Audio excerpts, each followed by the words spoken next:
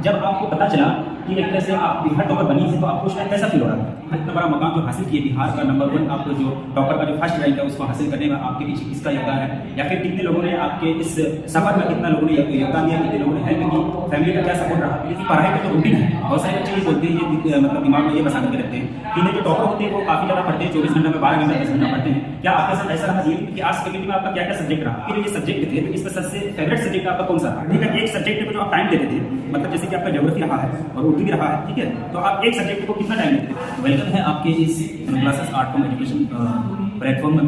आज हम आप लोगों को मिलाने वाले हैं बिहार टॉपर के जो आर्ट्स फैकल्टी के जो बिहार टॉपर रही हैं मुहद्दिसा सिंधी से आपको रूबरू कराने वाले हैं। और आप देख रहे हैं बिहार के नहीं बल्कि यूपी, झारखंड और अदर बोर्ड के सबसे बड़ा यूट्यूब चैनल तनु क्लासेस आर्ट कॉम। जी हाँ, बिल्कुल आप देखेंगे इसमें कि इनके टॉप होने का क्या मतलब एक तरह से स्ट्रैटेजी रहा है, क्या रणनीति अपनाई जो पूरे बिहार में ये टॉप करें। ठीक है, आपको अच्छी तरह से हर तरह से मोटिवेशन मिलेगी, आपको पूरी वीडियो में देखनी है और आप जानेंगे कि एक अच्छा मार्क्स लाने के लिए किस तरह से तैयारी की जाती है, किस तरह से एक तरह से स्ट्रैटेजी अपनाई जाती है, वो सारी चीज़ आज हम लोग जानेंगे। इसके माध्यम से ये टॉपर जो हम मेरे सामने बैठे हुए हैं, आज कोई मतलब परिचय के मोहताज नहीं है, आप इनको सोशल मीडिया पर देख चुके होंगे, काफ़ी ज़्यादा वायरल है। ठीक है, तो चलिए सबसे पहले आपका बहुत बहुत वेलकम है आपके इस मेरे इस तनु क्लासेस आर्ट कॉम चैनल पर। ठीक है, और मेरे तरफ से और तनु क्लासेस आर्ट कॉम फैमिली के जितने भी मेंबर हैं उनकी तरफ से बहुत बहुत बधाई हो, आप बिहार टॉपर बनी है और इसी तरह से आप लोग आगे बढ़ते रहिए। सबसे पहली बात आप मुझे आपसे हम ये जानना चाहेंगे कि जब आपको पता चला कि एक तरह से आप बिहार टॉपर बनी है तो आपको शायद कैसा फील हो रहा है?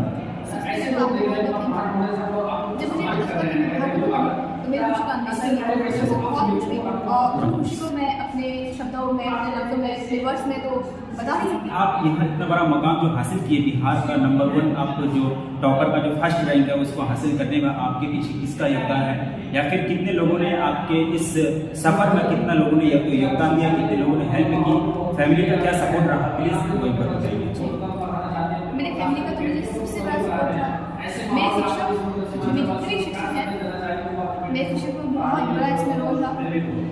और सबसे पहली बात यह है कि इसमें मेरे शिक्षक, मेरे पेरेंट्स, मेरे भाई बहन, मेरी सहेलियों का भी और मेरी संगति का भी बहुत बड़ा योगदान है। जिस माहौल में रहे उसका भी बहुत बड़ा योगदान। जी, जैसा माहौल मिले वैसा उसी माहौल में एक तरह से निकल जाते हैं और अच्छा माहौल मिले तो अच्छा फिर सब कुछ होने लगता है। ठीक है, पढ़ाई का जो रूटीन है, बहुत सारे बच्चे ये बोलते हैं, ये मतलब दिमाग में ये बसा करके रखते हैं कि इन्हें जो टॉपर होते हैं वो काफ़ी ज़्यादा पढ़ते हैं, 24 घंटा में 12 घंटा 10 घंटा पढ़ते हैं। क्या आपके साथ ऐसा रहा? ये भी नहीं, बिल्कुल नहीं। मैं तो उसका भी शिक्षक नहीं पढ़ती थी। वही शिक्षा जी, और शिक्षा उसका मेरे पढ़ने का अंदाज़ ये था कि मैं सबसे पहले सुबह 4 बजे जिस तरह का दिन होता था, जिस तरह एक होता था 4 बजे उठ के मैं फजर की नमाज अदा करने के बाद पढ़ाई करने बैठती थी और सुबह से पढ़ते पढ़ते मैं लगभग 8-9 बजे तक पढ़ती थी। मैं सुबह की पढ़ाई को ज़्यादा इम्पोर्टेंट देती थी। उसके बाद दिन में नाश्ता करती थी। नाश्ता करने के बाद इधर जो होता है मम्मी अब्बू के साथ या फिर भाई बहन का जो भी काम होता था लोग नहीं करने के बाद फिर मैं एक बार नाश्ता करने के जो मैं पढ़ती थी सुबह का उसको मैं 1-2 बार लिखने की कोशिश करती थी। नाश्ता के अगर मेरा स्कूल होता था तो मैं नाश्ता करके स्कूल, लेकिन जैसे स्कूल नहीं होता था तो मैं लिखने की कोशिश करती थी। उसके वो तो टाइम मेरा हो गया। उसके बाद लगभग 12-1 बज जाता था। फिर मैं नहा धो के खाना वाना खा के मुझे दिन में सोने की भी आदत है, मैं सोती थी क्योंकि नींद मेरी बहुत प्रॉपर नींद चाहिए। फिर मैं 1-2 घंटा दोपहर में भी नींद लेती थी। फिर नींद लेने के बाद फिर मैं जब उठती थी तो कभी होता था तो फिर मैं भूख लगती थी, लिखने का काम करती थी। सुबह लिखती थी कुछ भी, उसमें ऐसा नहीं कि वैसे पढ़ने का लिखती थी, मैं खुद का भी कुछ लिखती हूँ, खुद का कुछ बनाती हूँ। मैं जैसे होता है ना गजल वजल, तो इस तरह से मैं कुछ करती थी बैठ के, अपना ही कुछ देख के पैर पर को लगना, मतलब खुद का सिलेबस का नहीं पढ़ती थी। जैसे ऐसा पढ़ते थे जैसे मेरा माइंड फ्री हो। उसके बाद फिर खेलने से मतलब उससे असर क्या होती है जो एग्जाम होती है क्योंकि इसमें 4 बजे के बाद, तो उसके बाद मैं तो बुक पलटती नहीं थी। उसके बाद उसमें मैं थोड़ा बहुत इंटरटेनमेंट का काम करती थी, खेलना कूदना वगैरह। फिर जो हम लोग रात को पढ़ने बैठते हैं उसी तरह रूटीन के हिसाब से बस मैं 9:30 तक ही पढ़ती थी। 9:30 बजे बस 9:30 तक, क्योंकि मेरा मानना है, अब तो लोग और लोगों को क्या मानना है तो मुझे नहीं पता, लेकिन रात में इंसान को प्रॉपर नींद लेना चाहिए क्योंकि हर किसी का माहौल, उसका इन्वायरमेंट अलग अलग होता है ना। हमारे घर में हमें रात में सोने के लिए कहता है तो हम इसलिए रात में अपनी पूरी नींद लेते थे और रात में जो होता था पढ़ने का टाइम नींद लेते पढ़ना, उसके बाद फिर रात में प्रॉपर नींद लेते सुबह उठते। लेकिन हम ऐसा होता ना 24 घंटे पूरा रगड़ा मार पढ़ रहे ऐसा मेरे नहीं। और फिर हम दुनिया में देखते थे, जो मेरे घर में गेस्ट आए उसके बाद उसमें मेरी पूरा कमी नहीं थी। पूरा फैमिली में आप एक तरह से आगे बढ़ा देते हाँ बिल्कुल, क्योंकि मैं बड़ी हूँ, सबसे बड़ी है। तो फिर इसलिए तो मुझे कुछ देखना ही पड़ता था। जी। तो जिस तरह से मतलब हम आपको क्लास में कई बार बोले हैं कि जो भी चीज़ आप अगर स्टडी करते हैं, अगर उसको अच्छी तरह से माइंड में सेटअप करना चाहते हैं, एक तरह से स्टडी जो होती है इफेक्टिव स्टडी, वो लिखेंगे जब तक नहीं तब तक आपको याद नहीं होगा, ठीक है। इसलिए हम क्लास में बार बार ये बात को रिपीट भी करते हैं कि जो चीज़ अगर आपको याद करना हो तो उस चीज़ को आपको क्या करना है, लिखना है। जितना बार लिखेंगे उतना बार आपका आंख एक तरह से स्कैनिंग होगा आंख के माध्यम से, और वो डायरेक्ट आपका माइंड में छप जाएगा। यही कहना है आपके टॉपर, बिहार टॉपर जो रही है मोदिशा की, यही कहना है जो स्ट्रेटेजी अपना एक तरह से पढ़ने का जो इनका टाइम है वो सुबह है। ये नहीं कि पूरा रात को जग करके मतलब पढ़ाई करना है, सबका अपना अपना एक तरह से रूटीन है। तो आप लोग भी इस तरह से सीख ले सकते हैं कि क्या मतलब स्ट्रेटेजी अपनाई जाए, क्या रणनीति अपनाई जाए। और सबसे बड़ी बात यह है कि इनको सर्टिफिकेशन जो है तब मिलती थी जब ये खुद से कुछ लिखे, खुद से कुछ पढ़े या फिर खुद से कुछ नोट बनाए। तो आप लोगों को भी ऐसा ही करना है। जी हाँ बिल्कुल, आप लोग देख रहे हैं बहुत सारे स्टूडेंट जो है 24 के लिए तैयारी करेंगे, बहुत सारे स्टूडेंट इसके बाद तैयारी करेंगे, ठीक है। बहुत सारे स्टूडेंट जो एग्जाम दे चुके हैं, तो आप दूसरे को कैसे गाइडलाइंस करेंगे, ठीक है। इसी के माध्यम से आप लोग एक तरह से जानेंगे, यहाँ से सीखिए इनसे कि कैसे आप लोगों को पढ़ाई करनी है। पढ़ाई ये बता दीजिए कि आर्ट्स फैकल्टी में आपका क्या क्या सब्जेक्ट रहा है। Geography, history, home science, Urdu, English और एडिशनल में मेरा कंप्यूटर साइंस रहा है। कि आपके जो ये सब्जेक्ट थे तो इसमें सबसे फेवरेट सब्जेक्ट आपका कौन सा रहा है, ये बात बताइए।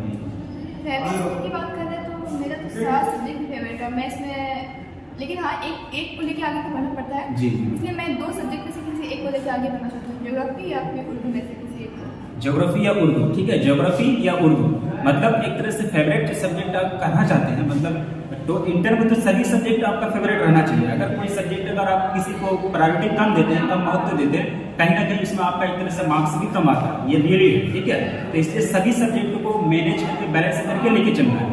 ये नहीं कि ये मेरा फेवरेट है तो इसी को पढ़ेंगे और वो मेरा फेवरेट नहीं है तो उसको नहीं पढ़ेंगे, ऐसा नहीं करना। जैसे आप मुद्दा से सुन रही हैं, ये बोल रहे हैं कि इंटर में मेरा कोई भी सब्जेक्ट एक तरह से फेवरेट नहीं था, मतलब सभी सब्जेक्ट एक तरह से फेवरेट था। कोई एक स्पेशल सब्जेक्ट, एक पार्टिकुलर सब्जेक्ट मेरा फेवरेट नहीं था। हाँ, अब आगे बढ़नी है कौन से सब्जेक्ट को लेकर के, जैसे ये बताइए कि उर्दू या फिर ज्योग्राफी को लेकर के। इस तरह से आप लोग आगे बढ़ेंगे कि एक बुक है, ठीक है। सबसे पहली बात आपका ज्योग्राफी रहा है, तो बच्चे अगर ज्योग्राफी को पढ़ना स्टार्ट करेंगे तो वो कैसे पढ़ना स्टार्ट करेंगे, या फिर उसका जो इंपॉर्टेंट क्वेश्चन वगैरह होते हैं उसको रीड करेंगे, एमसीक्यू पढ़ेंगे, या फिर चैप्टर बाय चैप्टर एक्सप्लेनेशन पढ़ेंगे, समझेंगे। आप इससे क्या कहना चाहेंगे। एमसीक्यू की बात कर रहे हैं या फिर मेरे पढ़ने का जो अंदाज है मैं वो बता रही हूँ कि पहले मैं ज्योग्राफी क्लासेस फर्स्ट बार जब मैं ज्योग्राफी पढ़ी तो पहले मैं पूरे ज्योग्राफी को ऐसे जो रीडिंग मारना होता है ना, जो बच्चा करता है, बस मैं सिंपल उसको समझने की कोशिश नहीं की, क्योंकि वहाँ पे जब रीडिंग मारने की ऐसा तो नहीं कि मैं तो बहुत छोटी नहीं है, मतलब ऐसे नर्सरी क्लास में तो नहीं, कुछ लाइन्स का मुझे समझ में आया होगा तो मैं उसको अंडरलाइन की, फिर उसको अब वो पूरी बुक मेरी पूरी बुक में इसी तरह कर ली। फिर अगेन बार फिर मैंने उस बुक को की और दूसरी बार जब मैं पढ़ने की कोशिश की तो उसको मैं समझने की भी कोशिश की, अगर यहाँ ये वर्ड्स हैं तो ये नहीं आ रहा है, क्यों नहीं आ रहा है, तो फिर इसको मैं जानने की कोशिश की। हाँ, इस तरह से करते करते मैं फिर 2 बार अपने बुक को पढ़ी, 2 बार हुआ इस तरह से।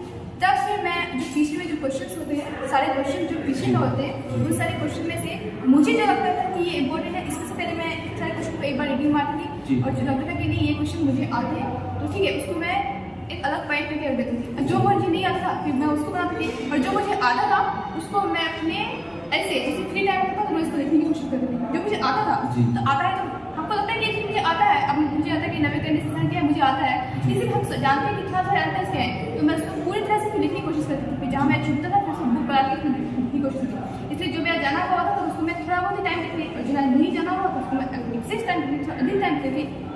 इसी तरह मैं पढ़ती थी।